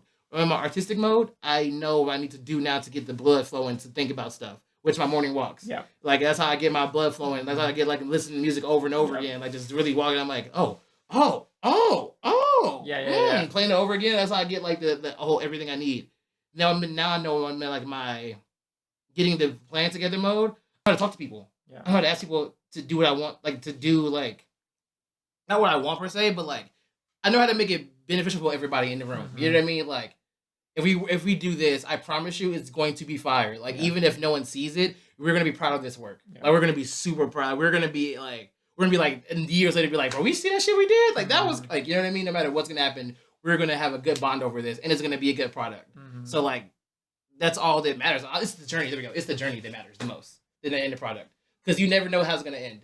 How many times you thought about something and you think it's gonna go a certain way and it never does? It literally almost never does. It rarely goes. But the journey you got there, if you're having fun during the journey, then in my opinion, nothing's wrong. Like I've gotten second place so many times in competitions and stuff. Yeah. But it was fun because the journey, like the fact that everything we got to in that moment to get to that step. Yeah. Before the competition mattered so much more than the actual competition after it happened. Yeah. You know what I mean? And so like that's why I feel like everything I'm going to do in the future from now on will be so successful is because of all the work I had to put in beforehand. But at the same time, it's like we already went through the journey. We already went through the hard parts of the journey. Y'all have seen me in my lowest. Y'all have seen me in my most like. As I don't mind, like in my last time directing, I felt bad half the time I was directing. I felt like like I didn't know anything. I felt like I was useless. Honestly, sometimes I felt like it was useless. But you've already seen me do that method now. People have like my teammates have now seen me, like in director position, feel that way. Yeah. And they still rock with me. Yeah. It's like now I'm feeling great. What you gonna you know what I mean? And me feeling that way still leads to like great things. So now that I'm past that because I've literally sat in that for so long. I've sat with that for years, like almost like a good year and a half almost. It's sat in that like anguish of like hating shit. So now I'm like, oh, now we're here to go. So yeah, I don't know, man. I would say like you can't do it alone. It's very difficult. You can do it alone, but it's gonna take so much mental strain. It's not gonna be worth it at the end. I think that's how I feel sometimes. Of like it's not gonna be worth it. Before I brought Ayushi into the mix in terms of I need her aesthetic eye. Okay, cool. Everything online is about aesthetics, regardless of what anybody else wants to think. First thing is aesthetics, then it's quality of the content of the video. I'll send things to Ayushi. How does this look? How does this look? What do you think? How does this look? How does this look? I started doing that a little bit later. When we would get on like video calls and like Discord calls, we'd be like, can I share my screen? How does this look? All these things. And then I was a little bit more confident in my work product because she validated, or she gave me her advice and validated how like what I needed her for. And so I kind of stopped thinking about it a little bit more. And to your point, just adding that one person in there to take care of that one thing about that video that I could not do, I felt much better about it in the end. And I think the hard part, to your point, is for what you do, you have no problem pulling yourself out of being a player and then being a director because it is a group production. You are the player and I'm the player, I'm the director, I'm the production, I'm everything. And I don't necessarily know like yeah, I could make videos with other people where like I do have videos that involve two people. Yes, I could just do one of those. I'm talking in one video, I'm talking in the next video, like conversing with like a different person, but you're like being two different personas in a sense. And I could do that solo. Or I could do that with a friend. Things like that. And so I always default to I could just do it myself. So that I don't have to rely on somebody else's timing, scheduling, all that stuff. I just default to doing it by myself. Versus that being the like last resort of like, okay, if I have to by myself, I can. But I would much rather try and find somebody to help me do this. Like if I need two people for a video where I'm one of the people, I need one other person. I need Cam or Canvas or Zach to stand here, say these lines. And I got the, I'll say my lines, they say their lines. I have the cameras, both of them set up at this point. So there shouldn't be any like switching back and forth. I'll go edit it and I'll go post it. But this person helped me out. And that saved me from that set of lines. And then it was flowed more easily because you don't have to like time yourself, all this stuff. Yeah, that would work. I think my issue's always been like, where do I insert a person into what I do? Because what I do feels more solo. It's like my book, the books I'm reading, my thoughts, etc. Like the reason why I do enjoy the podcast is because it does allow a space for me to bring other people in around me, because people around me don't read like I read. So me bringing you on the Archives channel to talk about 48 Laws of Power does not hit the same as me bringing you on a podcast, and we can talk about whatever the fuck we want, right? I get you on that. And nobody around me reads the way I do, but and is also can be on camera and would like to be on camera and would like to make a video with me and things like that. Because like I have a lot of friends who read, but they're consumers. They're not creators, and I don't want to pull them into a space like that. And they might say yes. Like worst they can say is no. Worst they can say is no. Worst they can say is no. Honestly, but at the same time, I'm like, who would I rather do it with? Like, yes, I would actually love to get the two people that I talk to about these certain books or these people like books on a video. We just chat. Like I know they're not like camera. Like they want to be on camera. they might be like, I usually who's nervous, who's anxious about being on camera sometimes. So I would rather like try and find people who already like to be on camera or could be on camera, and then I'll just pull them on and we can chat. Mm-hmm. And that'll also, indirectly, it saves me time in terms of, it saves me time, energy, mental strength. I can talk with somebody else and maybe more a little relaxed. There's another person there. So if somebody's watching, there's not just me to look at, there's somebody else to look at and somebody else's personality to take in. But then I default to doing it by myself because like, who do I have around me who does that? All right. So then to your point, yes, if I wanted to be the sole person on camera all the time, what other spots of the process can I fill with somebody else? I can definitely have Zach come here, or we find a space and like, yo, I have this video idea. Can you help me make it come to life? Or I like your style of videos and I want to do a couple of book videos, but in that style. Mm-hmm. I want that vlog style, but for these videos. Mm-hmm. Can you help me make it happen? And that's what I would do. Mm-hmm. And then I go back to me being socially awkward and me being an introvert and me wanting to be in my little hut all the time and to do it myself versus, to be honest, this year was about connecting back with the guys and the homies and like trying to support them where I can because they've supported me so much. An example being Ode, and I'm super excited for Ode on March 16th and 17th. But I've just had issues finding where people can like plug into my process and what I do, because I know that from everything that we're all doing, I'm the most separated, and I've almost always been the most separated because it doesn't have to do with like the dance scene, or dance productions, or musical productions, or video, or like it is in a sense videography. But it's not cinematic videography where MJG and Ramon, MJG, Canvas, Zach, like, or Canvas used to be in photography, but like all these, like they do cinematography, they do photography. That's them, right? And so like Andy does music production. He also choreographs. You and Andy do these productions. You all guys also dance and battle and stuff. And so you guys have your own thing, yet you do have similarities where you can pull off of one another. I just haven't felt like I can grab somebody for help, because then it's like, okay, well, I have to try and get them up to speed on what these videos entail, or like how these videos work. And these videos aren't hard because you're just sitting and talking about something. But I'm like, it could be more, right? I could find a way to make it more entertaining, but then that also involves more work. And so then I default back to, well, if this person can just sit here on TikTok and just sit in front of their bookshelf and talk about books, 30-second, 2-minute video, and then post it with captions and get their views, why can't I do the same? Why should I have to do more sometimes? I would love to just chill and just do these. And then when I have the ideas of doing these large productions and these highly edited videos, then I can go do those.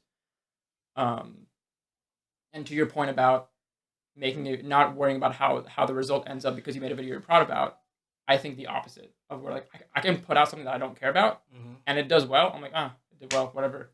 But I put out something I did. But if it didn't do well, like, whatever. If I put out something that I really cared about, oh, this did well. I'm very happy that I put my emotions into this and it did well. Versus, oh, this didn't do well. And I put my emotions into it. Well, fuck my emotions then. Like why do I try when I could just get by doing something like of less quality, less work, and all that stuff. I agree on that. So it's a very like, I think I hadn't thought about it until you said it, like the way you said it in terms of a group. When I thought about what is it that you guys are doing, and it's like everybody has like something they can connect to each other with. I don't have that with anybody here, in a sense. Like, because I met y'all when I met y'all dancing, but I was still I kept myself on the border of the dancing because I was not about to get involved with anything, and because even though everybody's branching out doing their own things, there's still a connection between certain people. Yeah. There is honestly absolutely zero connection between what I do and what other people do, besides like videography aspect of it. That's about it. Like, and I also think of it very aggressively from the lens of a online creator, as opposed to I'm a person who makes productions, and then I'll just put the videos online.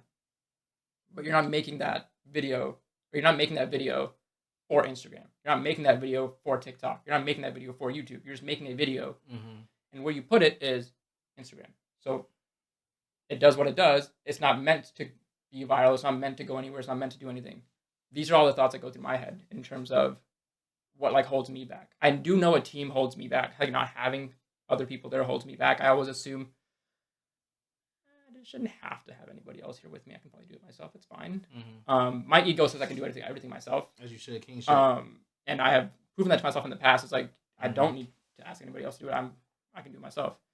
And I have also still felt the ache of like I do wish I had a team sometimes. Of like, man, I want to record this. So I was getting back to my like archive reviews, like things, right? I want to record all these scenes, all these scripted clips and everything, and I want to send it to an editor that I find on like Fiverr or Upwork or whatever. And I'm like, can you edit this for me in a way that conveys, like, can you bring these words to life for the viewer? Or I'm just going to record my voiceover. Can you make a video around my voiceover that conveys this book or this series? Like bring out pages. Like I can send you the page clips if you want, or like bring out, like drawings and artwork and find some way to like make a visual representation of the words that I'm saying, because I cannot do that, and also like my hardware fucking can't do that. And it would take me too much time. Well, I can like maybe make more videos and things like that, maybe make more voiceovers and things like that. Can you bring my words to life? And I think I have a hard time doing that or committing to that, because one, I don't know what that looks like. I don't know what the full video looks like. I know like what bits and pieces of the video look like. But then at the end of the video, I'm always like, man, I missed out mentioning that thing. I missed out mentioning that thing. I don't want to go and re-record the entire thing now again. So then I'm like, okay, this is good enough. This is fine. It's always fine for me. Nothing's ever like great. It's always fine. It's always fine. But what I want to do, I think you should. I want to dabble in that other realm. I want to dabble in. I cannot tell you the amount of times I've thought about, should I just ask Andy to make me a beat for my like intros? You should. Like I would, because I've always wanted an intro, whether it's to my bookish videos or whether it's to like my podcast video. Like I want like an intro, because you know how you listen to podcasts and they have like a tune going and saying this is the Huberman Lab podcast and here's what we do, whatever. I want that, and I tell myself, I know for a fact if I asked him, he definitely would like consider it and we would talk about it and stuff. And then I think I'm always afraid of like doing it, because I'm like, well, what if? Something. Why are you afraid of doing it? What if you said what if? Yeah, like, what does that mean? I think it's because, like I said, of like how my stuff is so separated that like I think it's what if they think I'm only coming to them for a product and trying and not for the friendship of it. Because I've had the same issue with like a buddy of mine who's a graphic artist, amazing artist, I've known him since high school, and I've asked him to do like pieces for me in the past. But like he's not someone that I talk to all the time, so I always felt bad only messaging him because I wanted something. I think that's my biggest thing like with people, is I do not want to message somebody simply because I want something from them. So I would honestly have this month lead up where I would message and interact and just like try and catch up a little bit, but still not ask, and then let time go by, and I'm like, you know what? I think this is the right time to ask. And I understand it seems manipulative. It 100% seems manipulative in terms of you should have just asked from the beginning instead of like trying to, catch up still to ask something from them. But to me, it just made me feel better of like, I just want to make sure they don't think that I'm only coming to them for something. Like I also do appreciate this friendship, but you are the person that I thought of when I wanted this thing to happen, and so you were the only person I could come to. With Andy, like the reason why I haven't asked him, because I haven't sat down and talk with him. I don't feel comfortable going and asking somebody for something if like I'm not sure that like there's still a friendship here, there's still a bond here. Like I'm coming to you because I need something from you. As a friend, I also know what you do. As a friend, I'm going to pay you for what you do. But I don't want this to be like, oh, he came to me because of like our relationship, like he's just trying to abuse a relationship. He's just coming to me because he wants something. He doesn't really care if we ever start like chatting or whatever. He doesn't really care about what I say, all these things. I don't know. That's always what it's been to me, of like asking my friends to do something. I want to do it once they're like we're like, dude, we're friends. I'm coming to you because I need your help on something. Like that definitely all that stuff. I for sure do know my friends. I ain't gonna lie to you. I need something from them. I ain't gonna lie. I'm like, yeah, hey, You do this. Hey, we're friends. Guess what? Be annoying for me. Yeah, Get your shit out for me. I get that. I'm just really bad at that of like No. asking for help in that sense. I want to make sure like they understand like we're friends, we're secure. This what I'm asking you for is not related to like our friendship. If this doesn't go well and I end up not liking what you did, this still does not affect our friendship. 100%. But I want to make sure like, you know I'm coming to you because I need something from you, but it's not because I'm just like. And I think it's because if I did more in the future, I don't want it to be like, hey Andy, can you do this? Can you do this something for me? Cool. 1 month of talking. Don't talk for 6 months. Hey Andy, can you do this for me again? Cool. I don't want it to be that. I feel like that abuses a relationship, like that you have with somebody. Honestly, my thing is too with that whole thing is if you're my other thing is too is if I am having somebody do something, especially like something they do like on the side, like if they're getting like the career up with it. Yeah. If I'm going to ask them, I feel like if I honestly pay them, that's the best thing I can do as a friend. Same. That's the best. Paying full price. No, you literally don't give me a fucking friend's discount. I tell people that all the time. Don't give me a friend's discount. Paying you full price. Exactly. So I'm asking for your full services. Exactly. So I'm like, don't be if you trust them enough to pay them. Honestly, that's like. Also, guys, I have to talk every day. Honestly, that's so fucking fair. Guys don't fucking care. Like every time we see you, was good. When's the last time I saw you? I don't even remember. I don't fucking know. It was probably that session. That 2000 session was the last time I saw you. It was over a month ago. And it doesn't matter. It does not matter. It doesn't matter. It does not matter at all, bro. So like, I think in that respect, I think of it differently. Like I cannot see Andy for like a month probably, and it will be fun. I'd be going like months or like 6 months without seeing Barney. Every time I see Barney, I'm like, shut up. Yeah. Like, why are you in my face? Like, I know. Why are you making me angry? I feel like that makes sense because of the level of your relationship with this person. Like, I feel the same way, but with Canvas. Okay. Right? Because I do interact with him. I have interacted with him so frequently to where we're brethren. To where like even if we didn't talk for 3 months, I could still say "fuck you, bitch," and then still asking for something or like hang out or whatever it is. Versus like with somebody like Andy who I haven't talked to in years, like sat down and talked to since college when we were in the same dorm. I'm like, I want to first catch up. I want to know what he's about, what he does, everything like that, and then I want to approach him in terms of like, would you mind working with me on this because I need your help. Two birds kind of thing. Say two birds with one stone. Be like, hey, I need to talk to you about something I want to do for like my business venture. Can we go get food or something and talk about it?